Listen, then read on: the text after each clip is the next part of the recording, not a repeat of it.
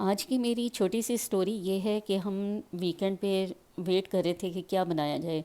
फिर जनाब लॉटरी निकली मेरे हस्बैंड की और ये डिसाइड हुआ कि आज मेरे हस्बैंड जो है वो पकोड़े बना के हमें खिलाएंगे। वीकेंड हमारा भरपूर गुजरता है और बहुत मज़े का गुजरता है।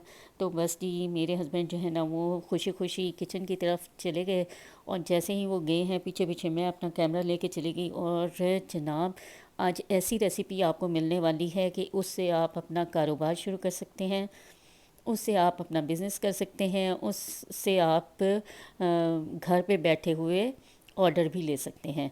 तो चलते हैं जी अपनी रेसिपी की तरफ। बिस्मिल्लाहिर्रहमानिर्रहीम। Welcome to recipe fusion.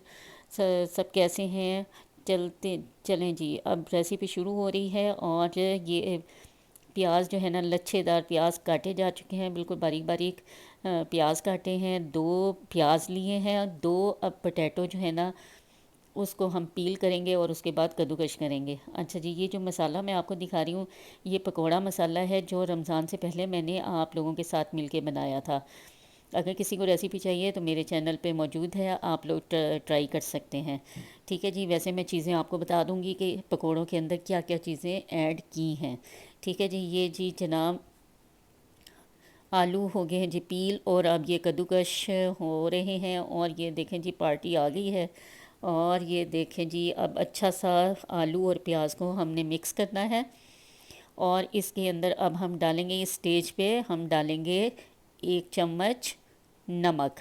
अच्छा जी, नमक इस स्टेज यानी कि शुरू में कौन नमक डालता है आप लोग ये कहेंगे, लेकिन ये सीक्रेट है। ये नमक इसलिए डाल रहे हैं क्योंकि नमक की वजह से जो आलू और प्याज है वो पानी रिलीज़ करते हैं। अगर आप इस वक्त आप बेसन डाल के और सारी चीज़ें मिक्स करके जो है वो आप रख देंगे ना तो वो पानी बहुत छोड़ देगा, फिर आपको बेसन और ऐड करना पड़ेगा। ये टिप है जी, याद रखनी है आपने।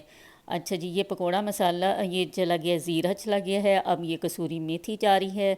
इसके बाद हम पकोड़ा मसाला डालेंगे और पकोड़ा मसाला में क्या क्या है, क्रश्ड साबुत धनिया है, साबुत ज़ीरा है, अनारदाना है और जनाब हल्दी है, और क्या था, लाल मिर्च पाउडर है, क्रश्ड चिली है, हरा धनिया आप डालेंगे, ग्रीन चिली डाली है, पालक डाल सकते हैं लेकिन पालक हमारे पास नहीं था इसलिए हमने नहीं डाला। और धनिया भी जो है वो मैंने फ्रोज़न डाला है, आप लोगों के पास फ्रेश है आप फ्रेश डालें। चलें जी, अब मिक्स कर लिया हमने और इसको 10 मिनट के लिए हम इसको वेट कराएंगे सब्ज़ियों को मसाले के साथ। ठीक है, ये चेक करें बेसन अभी तक हमने नहीं डाला है, ये पानी छोड़ दिए, इसमें आपको पानी डालने की ज़रूरत ही नहीं पड़ेगी। बताया कभी किसी ने आपको ये? चलें सर मुझे कमेंट कीजिएगा। अच्छा जी, ये अब बारी आ गई है जी बेसन की। अगर आप आधा घंटा रख देना तो इतने मज़े की सब्ज़ी हो जाएगी ना ये सारी, और पकोड़े इतने लजीज बनेंगे, आपको ना किसी मीठे सोडे की ज़रूरत है ना बेकिंग पाउडर की ज़रूरत है, कभी भी वो नहीं डालना।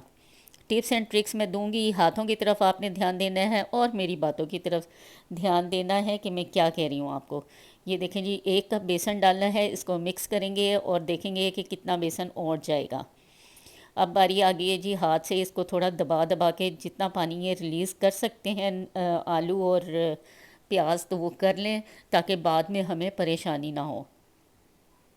अच्छा जी, अब देखें जी ये 1 कप और डाला है बेसन, यानी कि 2 कप्स टोटल जो है ना वो हमारे बेसन के गए हैं।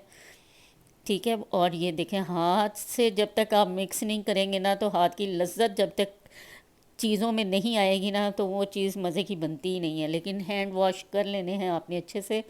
तो जनाब ये देखें जी अच्छा से मिक्स हो गया है। नमक टेस्ट किया था, नमक थोड़ा सा कम था, बाकी चीज़ें ठीक थी, तो इसलिए बस ये पानी 2 से 3 टेबल स्पून पानी मैंने डाला है।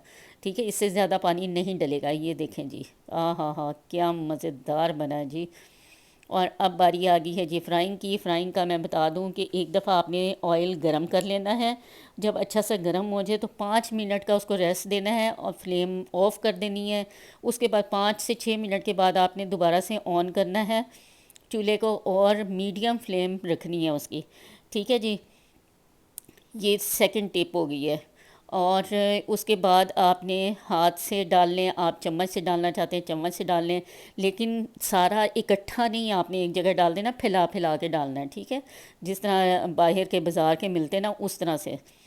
तो जनाब ये देख लें, गरम गरम पकोड़े तले जा रहे हैं और चाय दूसरे चूल्हे पे रख दी गई है।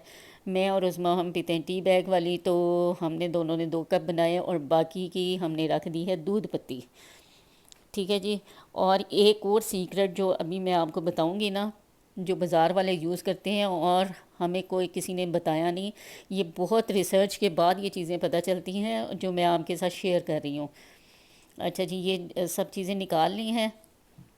ये आ गया जी चाट मसाला, होममेड चाट मसाला है।